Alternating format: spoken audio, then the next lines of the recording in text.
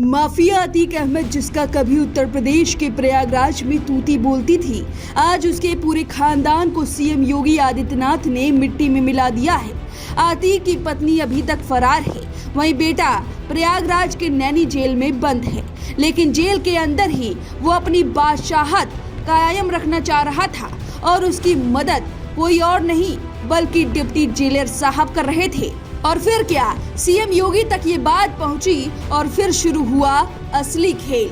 अचानक जेल पर छापा पड़ा और छापा मारने खुद डीआईजी राजेश श्रीवास्तव पहुंचे थे। और फिर क्या, अतीक के बेटे अली के बैरक की जांच हुई, जिसकी खबर पहले ही अली को मिल गई थी। उसने अपने पास रखे नकदी और तमाम ऐसी चीजें जो जेल के अंदर बैन है, उसे डिप्टी जेलर को सौंप दिया और फिर सीसीटीवी में ये सब कुछ कैद हो गया। इसके बाद अली और डिप्टी जेलर दोनों की ही लंका लग गई। पहले अतीक के बेटे के साथ क्या हुआ वो जान लीजिए, फिर बताएंगे कि डिप्टी जेलर साहब के साथ कैसी खातिरदारी हुई है। सीसीटीवी फुटेज देखने के बाद डीआईजी तमतमा गए। कैश बरामद होने के बाद जेल प्रशासन ने सख्ती करते हुए अली अहमद को हाई सिक्योरिटी सेल में शिफ्ट करने का फैसला लिया, जिससे उसकी हेकड़ी निकाली जा सके।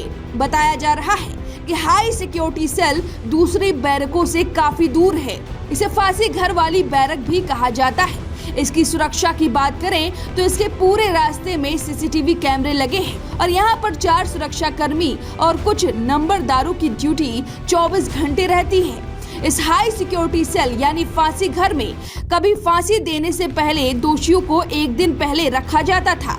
जानकारी के मुताबिक अब तक यहाँ 14 लोगों को फांसी दी गई है, लेकिन अब फांसी पर रोक के बाद इस जगह को कम इस्तेमाल किया जाता है। हालांकि इस बैरक में कुछ अहम बंदियों को रखा जाता है। बताया जा रहा है कि इस हाई सिक्योरिटी बैरक में माफिया अतीक अहमद के बेटे अली को शिफ्ट किया जाएगा। अब बताते हैं कि डिप्टी जेलर साहब की कैसे खातिरदारी हुई।